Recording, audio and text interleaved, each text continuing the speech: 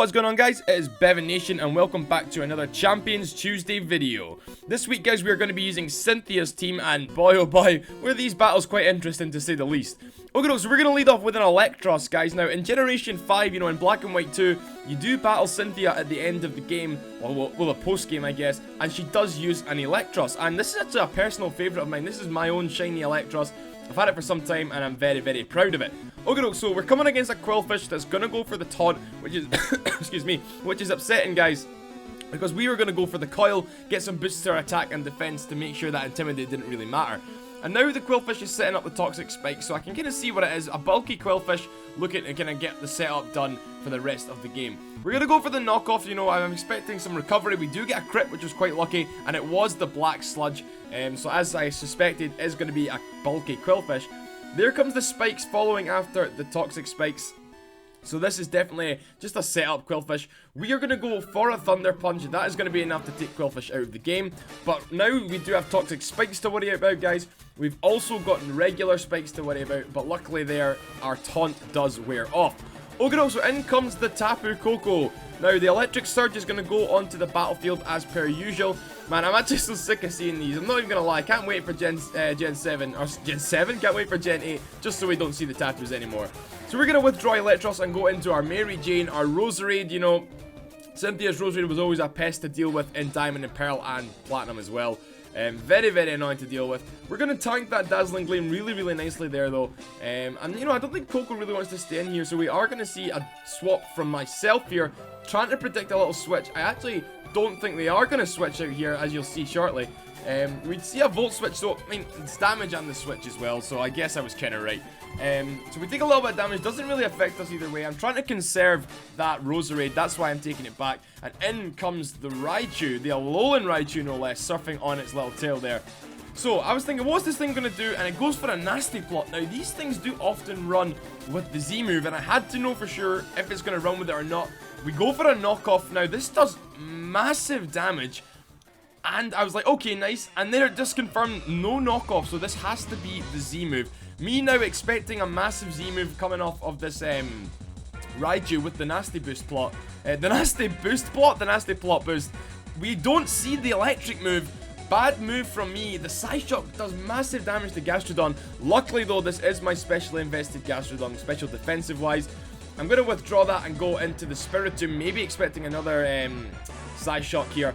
And, the Psyshock, after a bit of Spikes damage, the Psyshock does come there, and it's fine. It doesn't affect us.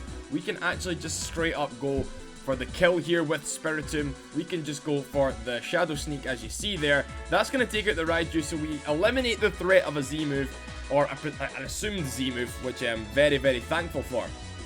Okay, so this Spiritomb is a bulky Spiritomb. Physically bulky, but it does hit quite hard. So, we're not going to really do anything against this Toxapex. This just came in, so I'm going to send in the Gastrodon again. Gastrodon is kind of dead weight here. It is quite low. The spikes do some more damage as well. And the knockoff is going to be enough to take out the Gastrodon. So it didn't shine in this battle, but it was very, very useful for sponging a lot of electric moves. And as well, with that Sap Sipper ability, it did come in handy loads of times during the stream. Okay, guys, into the Garchomp, arguably the iconic Pokemon of Cynthia's. And we're running Megas, guys. We like to run Megas. I am actually braving the Mega Garchomp. People say it shouldn't be done. People say it couldn't be done. Guys, I'm here to prove you wrong. Let's show you how good Mega Garchomp is. We're going to go for an Outrage onto this Toxapex. Look at that damage. I'm guessing this is a physically bulky Toxapex as well. They're so bulky anyway. The Liquidation is going to come off there. It does a fair bit of damage as well. We are locked into Outrage though, so that is going to be one more. No Baneful Bunker, I notice. And Toxapex hits the deck. I'm so happy with that because it's a very pesky Pokemon. We battled them on stream before. We battled them in these videos before. Very frustrating to deal with, so I'm glad that's done. And in comes the Tapu Koko. Okay, guys, are you ready to see the strength, the might of this great Mega Evolution? People say it could be the worst thing that's happened to Garchomp. I say, prove me right. Prove me right, Garchomp. Show me what we can do. Dazzling Gleam comes. And we die.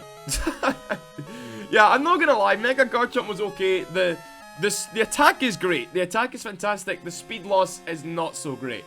Okay, so we're gonna go into Mary Jane one more time here, into the Roserade. We're gonna see a Thunderbolt from the Tapu Koko now. Now, I was kind of scared, not gonna lie. We just hold on, though.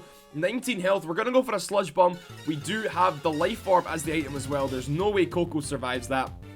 I'm so happy to see that thing hit the deck. Oh man, Coco's Tapus, they are everywhere. Okay, no, so we survive on 6 health. Basically at this point I'm thinking we are dead, and in comes a Noivern. That fast Pokemon just confirms it for me. We're gonna get hit with the flamethrower from the Noivern there, and that is gonna be taking out Mary Jane. But you know what, we got rid of a Tapu Koko, so I'm happy with how it performed, and throughout the battles it was pretty good as well. Okay, doke, we're gonna go into Milotic, man. I love this Milotic. It is arguably my favorite Pokemon that was on this team. And we are going to see the Dragon Pulse from the Noivern here, right? So that Dragon Pulse is going to connect with us. We are actually a physically defensive Milotic. I am now going to go for the Recover, and what I was doing there was testing to see how much damage this Noivern will actually do to us. What's great about Milotic is that it doesn't actually take that much damage, you know, as in, because even though we are physically defensive with HP investment as well, its special defense is still crazy. Okay, so that Hurricane is confusing us there. Milotic is confused and in fact hurts itself, which is quite frustrating. You know, I was hoping to go for some shenanigans there. Doesn't quite pay off, but it's alright.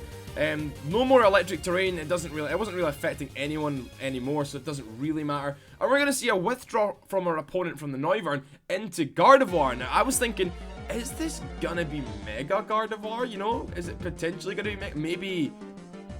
I was pretty unsure. You know, at the same time it could have been Specs, but we do actually break through the confusion there. Gonna get a Recover off as well, meaning that we can at least try and handle this thing full on with full HP. Okay, no, so it is the Mega Gardevoir, you know, so I was like, alright, nice one. Now, I'm just thinking to myself, I'm thinking it's just gonna go all out attack, you know. Moonblast, is it packing Energy Ball, stuff like that? I was really kind of worried. No Energy Ball. We do see the Hyper Voice though. That does really nice damage to us there, taking us below half health. But we snap out of confusion, go for Mirror Coat. That is going to be a one-hit KO. That is why this set works so nicely, because you still have a lot of investment in special defense anyway, even though you don't like actually put your EVs into it, meaning that your Mirror Coats can just do hella damage. It's really, really, really fun to use. In comes Noivern, who is now the final Pokemon of our opponents. Gonna go for a Hurricane again. We actually dodged that. This time gonna go for another Recover. Man, this Milotic is so salty. Milotic is gonna go back to basically full health there. Literally one off with the recovery from the leftovers, taking us back to full. We are sitting pretty right now. All we have to do is try and take out this Noivern. We do see a last-ditch effort from our opponent though, going for the Z move here. I was kind of worried. I wasn't going to say, I was like, what? I didn't recognize the dance. I was like, what Z move is this going to be? Turns out that it's actually going to be the Firium Z Inferno Overdrive. I kind of was like, oh man, whew, kind of not worried anymore. You know, I think this is coming off that flamethrower. Yeah, I already know we're tanking this beautifully, you know what I mean? And man, look at that. Minuscule damage from the Noivern. We're going to go for a Dragon Pulse. Running Dragon Pulse on this set as well, rather than Ice Beam, just for something a little bit different. You know, that does half health to Noivern. It's not got any recovery. I'm pretty sure I can finish this off in the next turn. But yeah, very, very impressed with Milotic at the end of this battle. You know, it was very, very important throughout the whole stream. By the way, it does have recovery. I got that one wrong. So it does go for the recovery there on the Moonlight. I mean, I'm thinking it could potentially stall out, but I think we'd have enough Dragon Pulses in the tank to kind of take this thing out. You know, between that, and it is a special attacker, between that and our Mirror Coats, I'm pretty sure we would have enough to take it out. No matter what the outcome, I'm thinking we've got this battle in the bag. Noivern also clearly believing that as well. Gonna go for a Hurricane, praying for that confusion. Milotic attacks that Milotank? Milotank! Guys, Milotank, top comment, do it. Put it in the chat, put it in the chat, put it in the comments. Milotank. Milotank destroys Noivern there, and that is the end of that. GG.